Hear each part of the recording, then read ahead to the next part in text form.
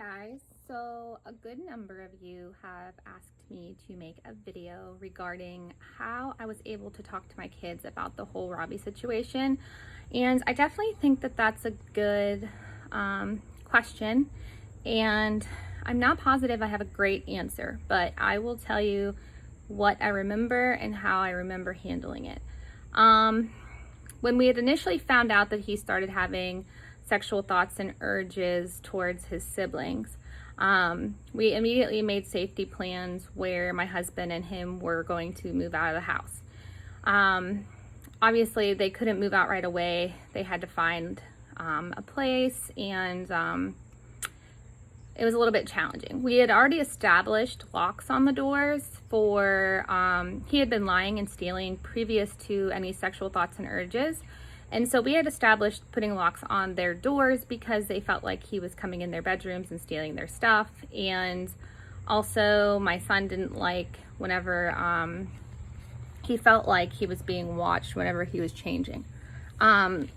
So when he started having those thoughts and urges, we didn't specifically tell the kids exactly what he was thinking. I didn't want to emotionally do that to the other children. I just thought if somebody had been living in my house as a child and I knew that they had sexual thoughts and urges towards me, I feel like that would have made me feel very terrified and overwhelmed. And so I didn't want them to feel that much concern. So I focused on, we put the rules in place, and then I told the kids, I know you guys trust me and I need you to trust me when I make this rule. And I simply said to them, we cannot ever, ever, ever be alone with him right now. He's having some thoughts inside of his head that don't make sense. I won't go over what those thoughts and urges are, but I need you to understand that you cannot be alone with him. I told them that at nighttime they were not to leave their bedrooms, and that we would put doorbells in their bedroom that would ring up to my room. And my husband was planning to sleep in the room with Robbie, so he would never be unsupervised. But God forbid something happen, that he snuck out of bed or something. We wanted to have like the additional safety measure of having the doorbells. So if they had to get up to go to the bathroom, they would just ring the doorbell. I would come down and we would go to the bathroom, and then they would go back to bed and they would lock their doors. I always kept their key to their bedroom on a little wrist. It was like a little wrist thing, kind of like my scrunchie, but that holds keys. So I always had their keys on my hand, and they always had the other keys. So there was only 2 sets of keys. They had one, I had one. After he came home from school and said that if I did not get him help, he was going to end up raping one of them that evening, all bets were off, and we took him straight to the hospital. And I didn't tell the kids why we were going to the hospital. My husband stayed home with the other kids, and I took Robbie to the hospital. And then after Robbie was admitted, I had already been working on getting him into treatment. That started the week prior. I had already been working on that because I knew that this was a concern. And so every day I had those really hard conversations with him to kind of gauge where he's at. And he was never left unsupervised. So I knew Robbie could not really offend on his siblings because he was just never alone. We didn't leave him at all. It didn't matter if he had to go to the bathroom. Literally, my husband would sit outside the door, or I would sit outside the door. He would go in the bathroom.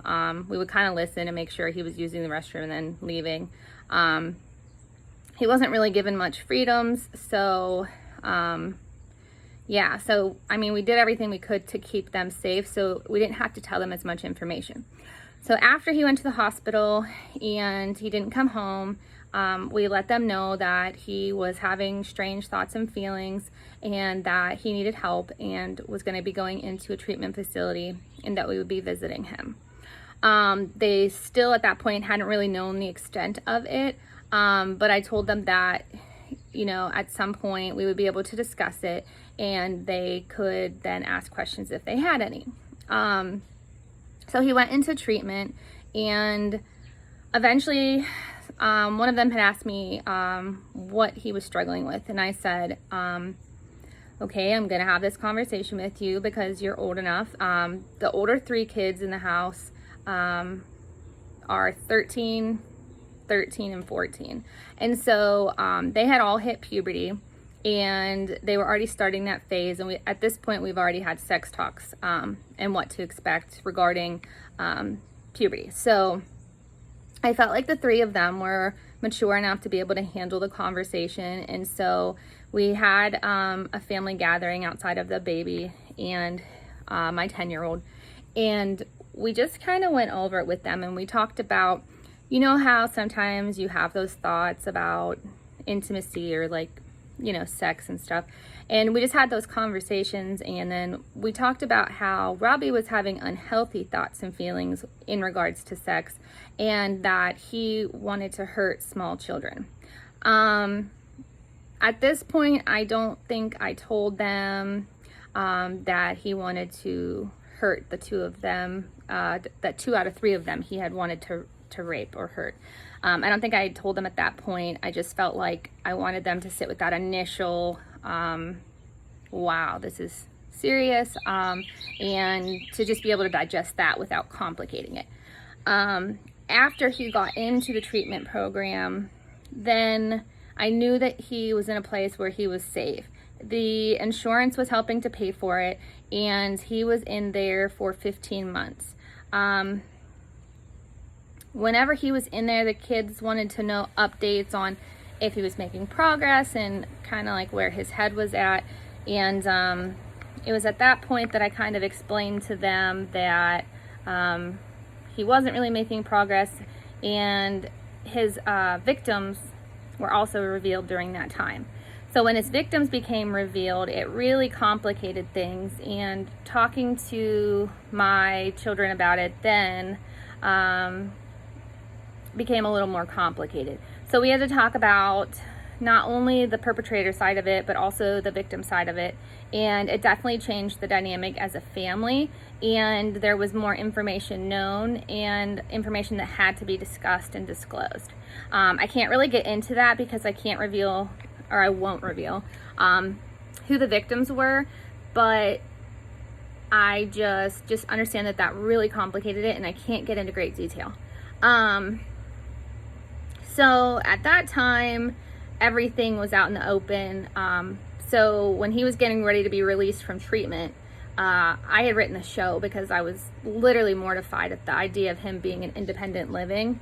And if he was in independent living,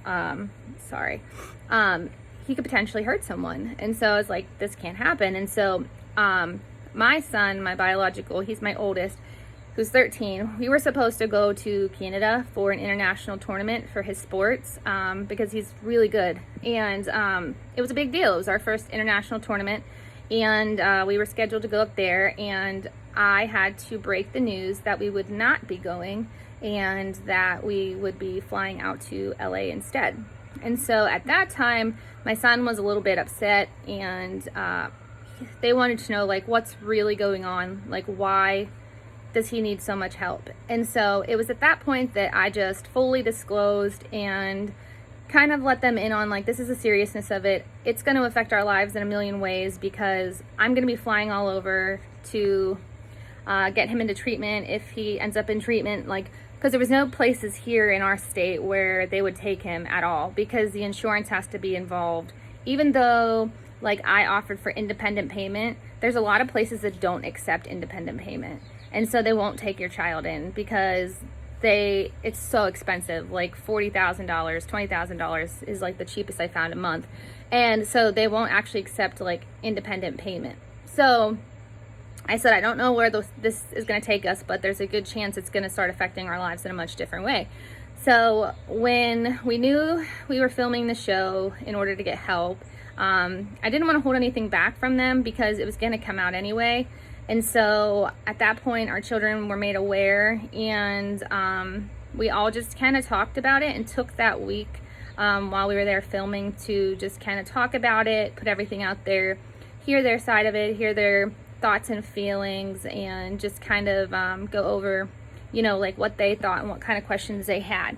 So at that point, we decided to fully disclose because I can't hide it forever. And it's going to come out, and I don't want them to find out from like the media or from the Dr. Phil show or watching a random clip on YouTube on accident, or, you know, there's a million ways kids will find out information, or from their friends or somebody. So yeah, so that's for me how we went through it. That's kind of how we ended up disclosing, and now everything is out in the open. And even my 10-year-old knows a good bit, but she doesn't know everything because she doesn't understand sex or any of that. And the baby, he's just oblivious, obviously, at 2 years old. But yeah, the older kids definitely know what's going on, and it has helped them to process a lot better, and it has helped them to understand what effect pornography has on people. And I've just tried my best to kind of research and give them information that's useful to allow them to really kind of make those own decisions about making responsible choices in life. And that is so big for me when it comes to my parenting. I'm always an advocate for making them think about their choices versus me telling them something. So yeah, so that's how we ended up disclosing to them. They know everything. I don't think at this time it's appropriate to reveal the victims. One of the two victims is okay with it, but she's still a minor, and I don't feel like it's the best option at this time to disclose that information. So okay, I hope this was helpful to answer that question. I've been asked it a lot lately, and I just wanted to give some clarification. As always, thank you guys so much for the love and support. I will keep my channel going in hopes that we can reach families and victims and get you guys support. Please never feel like you're alone. Please reach out. I will always get back to you. It might not be super fast, but it'll be within a day. I'm always here. I will look up resources if I need to. I will fly to you if I need to. I'll do whatever I need to make sure that you know, nobody ever has to go through this process alone. It was a long 2.5 years, and yeah, it felt really isolated, and it was awful. So I don't ever want that to happen to anybody else. So thank you all for your love and your support and the prayers. Keep them coming, and I'll keep you guys updated as I know more. Bye guys.